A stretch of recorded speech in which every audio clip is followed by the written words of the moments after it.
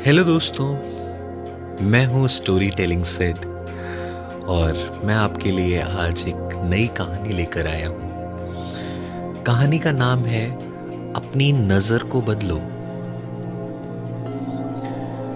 एक बार एक बहुत बड़ा नेता एक साधु के छोटे से आश्रम में गया।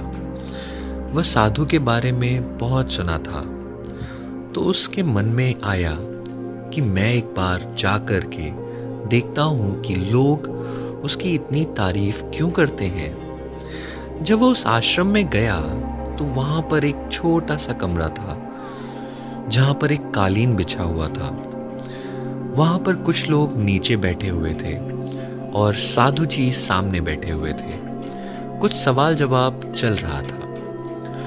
वह नेता उस आश्रम में आया और उस नेता के साथ में 4 बॉडीगार्ड भी थे और उसकी यह आदत थी कि जहां पर भी वह जाता था लोग अपनी जगह से खड़े हो जाते थे और उसकी तरफ देखते थे, हाथ जोड़ते थे और सर झुकाते थे। लेकिन यहां पर ऐसा कुछ भी नहीं हुआ। साधु व्यस्त होने के कारण उसकी तरफ देखा तक नहीं। तभी नेता को लगा कि यह मेरी बेइज्जती है और वह इस बात से गुस्सा हो गया। नेता ने थोड़ा सा गुस्सा साधु की बात को बीच में काटते हुए कहा कि मैं आपसे कुछ कहना चाहता हूं। साधु ने उसकी तरफ देखा और बोला, आप थोड़ी देर रुकिए, पहले मैं इनके सवाल का जवाब दे दूं, उसके बाद मैं आपके पास आता हूं। बस साधु का इतना कहना ही था कि नेता गुस्से से लाल हो गया और फिर उसने अपना सारा गुस्सा उस साधु पर निकाल दिया। अभी तक वह नेता बहुत तमीज से आप करके बात कर रहा था, लेकिन अब वह तू तड़ाक पर उतर आया। नेता ने उस साधु को कहा, तुझे पता नहीं है मैं कौन हूं और तू किससे बात कर रहा है? साधु ने उसकी तरफ देखा और कहा, मुझे इससे कोई फर्क नहीं पड़ता है कि आप कौन हैं, लेकिन आप जो कोई भी हैं, अगर आप चाहते हैं कि मैं आपके सवाल का जवाब दूं या आपसे बात करूं तो आपको कुछ देर रुकना होगा। और साधु की यह कहते ही नेता गुस्से से पागल हो गया और वहीं सबके सामने चीखने चिल्लाने लगा, अब मैं तुझे तेरी असली औकात दिखाऊंगा। तूने मुझसे पंगा लेकर ठीक नहीं किया। तुझे पता भी है कि मेरे बारे में क्या सोचता हूं? साधु ने फिर से नेता की तरफ देखा और बड़े ही प्रेम से कहा कि मुझे इससे कोई फर्क नहीं पड़ता कि आप मेरे बारे में क्या सोचते हैं। आप जो चाहे वह मेरे बारे में सोच सकते हैं। फिर नेता ने उससे कहा कि तू चाहे सुनना चाहता है या नहीं, लेकिन मैं तुझे यही सबके सामने बताऊंगा कि मैं तेरे बारे में क्या सोचता हूं।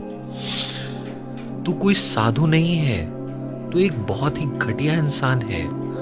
तू एक ढोंगी है, पाखंडी है और यहां पर जितने भी लोग बैठे हैं उन सबको बेवकूफ बना रहा है। तेरा बस एक ही मकसद है, इन लोगों की जेब से जितना भी पैसा है वह सब तेरे पास आ जाए। तो अपने फायदे के लिए इन लोगों का इस्तेमाल कर रहा है और अब मैं तुझे नहीं छोड़ूंगा। पूरी दुनिया के सामने तेरा पर्दाफाश करूंगा। लेकिन उसके इतना बोलने के बाद भी हल्की सी मुस्कान उस साधु के चेहरे पर बनी ही रही। यह देखकर वह और भी तिलमिला गया और उसने कहा, अब बहुत हो गया, अब मैं यहां 1 मिनट भी नहीं रुकने वाला, लेकिन अभी भी तेरे पास मौका है। अगर मुझसे माफी मांगनी है या मुझसे कुछ कहना है तो कह सकते हो।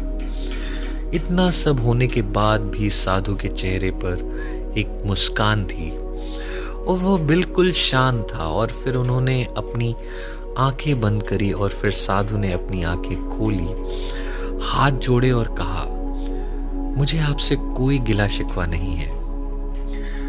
आपके लिए मेरे मन में कोई गलत ख्याल नहीं है। जो भी मेरे बारे में आपने कहा वह आपकी अपनी सोच है।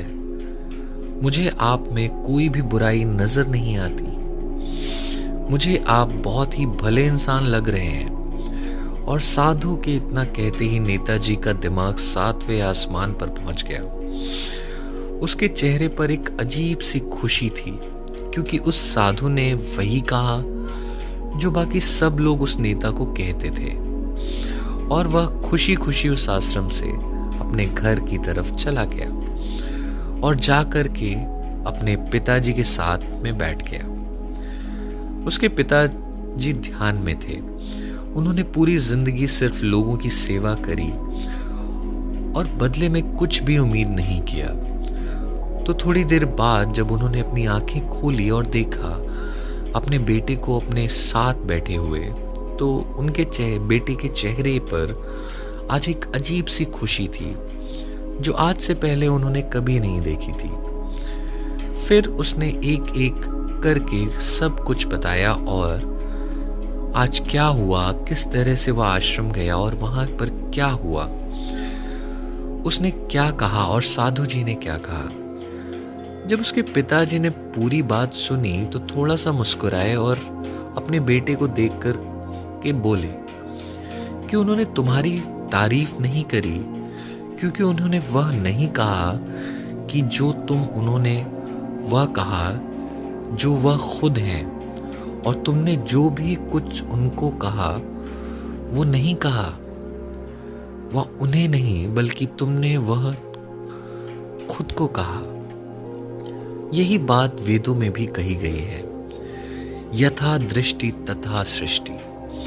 यह दुनिया तुम्हें वैसी नहीं दिखती जैसी यह दुनिया है।